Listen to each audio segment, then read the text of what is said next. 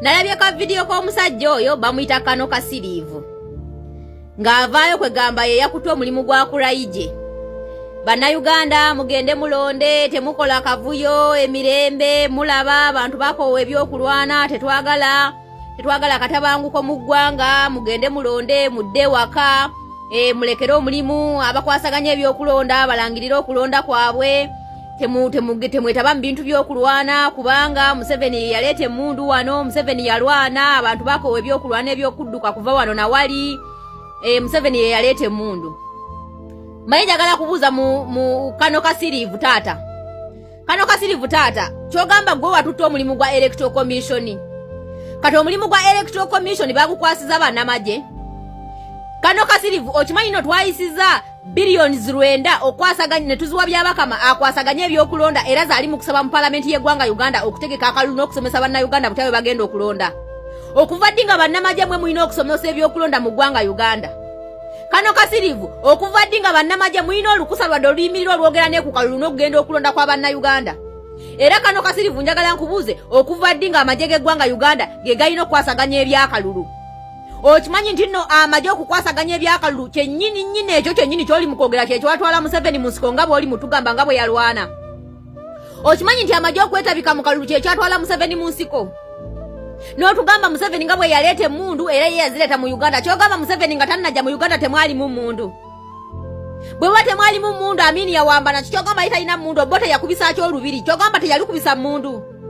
Emmundu zizze ku mulembe gwa Museveni nga bw'oli mutugamba nti Museveni yaleeta emmundu kuno tetugezaako kulwana. Era Museveni bw'aba ye yaleeta emmundu Col.Kasirivu yazijja wa kyogamba gye yazijja zaggwayo. Lwaki mulowooza nti mugenda kukwata bannayuganda mubatulugunye mubateeke mu safe houses mubatte mubooke mubasibe? Bannayuganda nga tebalina yadde olukusa olwerwanako yadde olukomplaininga yadde olwogera. Kubanga mwagala kunyigira bannayuganda ku kisenge nga nsekere temwagala baveemu yadde ekigambo. Col.Kasirivu oba toyagala bannayuganda balwane. Lwaki mubakwata ne mubatulugunya ne mubookya ne mubasula? People are missing, Ugandans are missing, they have nowhere to be seen. Ugandans are missing in their own country. But you are the one in that.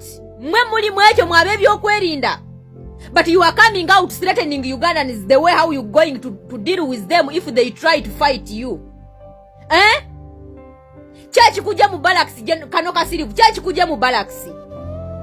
Bwemba mu Uganda ngolaba mulime emirembe gwe chachi kujja mu barracks okudda ku buzindalo ku social media, okudda ku YouTube, okudda luddawa, okutandika okwogera ebigambo byoyogera ng'oteeka mu bannayuganda akatengo. Emirembe we giba gye giri. What is chasing you? Chachi bagobayo.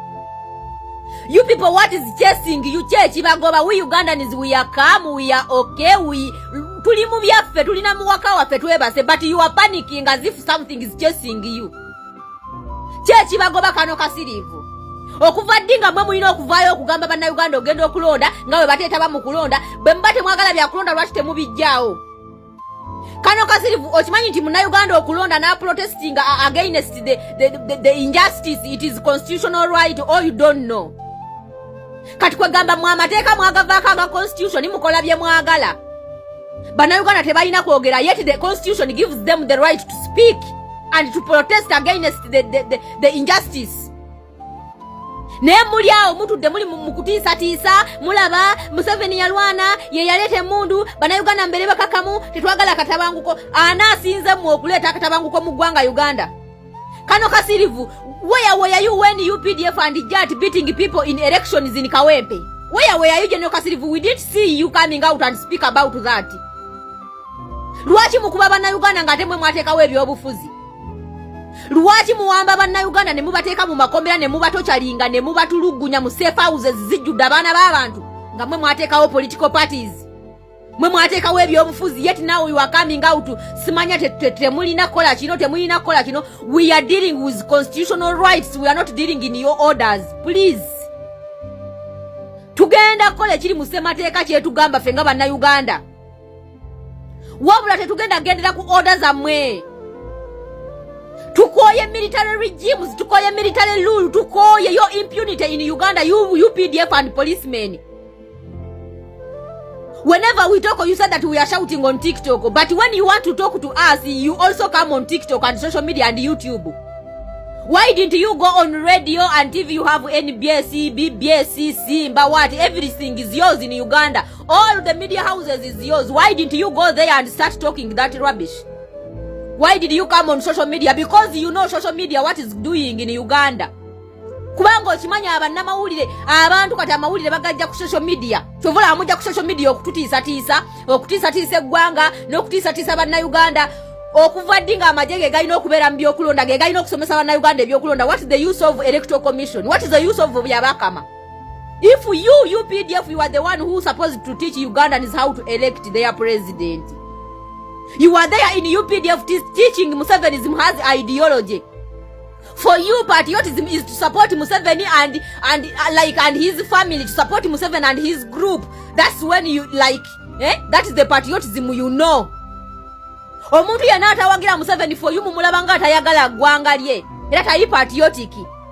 Mukuta amajega gwanga Uganda police bali mbyambalo bye gwanga Uganda, you are teaching them Musevenism has ideology instead of teaching how they have to love their country.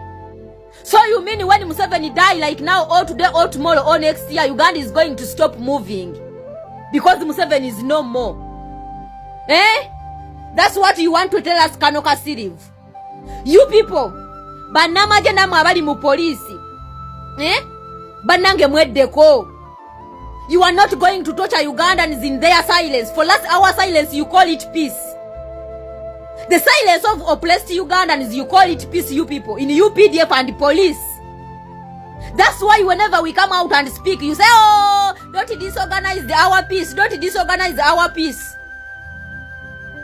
We are just being silent about the injustice you are doing on us. Mutu wamba, mutu kwata, mutu tulugunya, yet you are the one who put those political parties.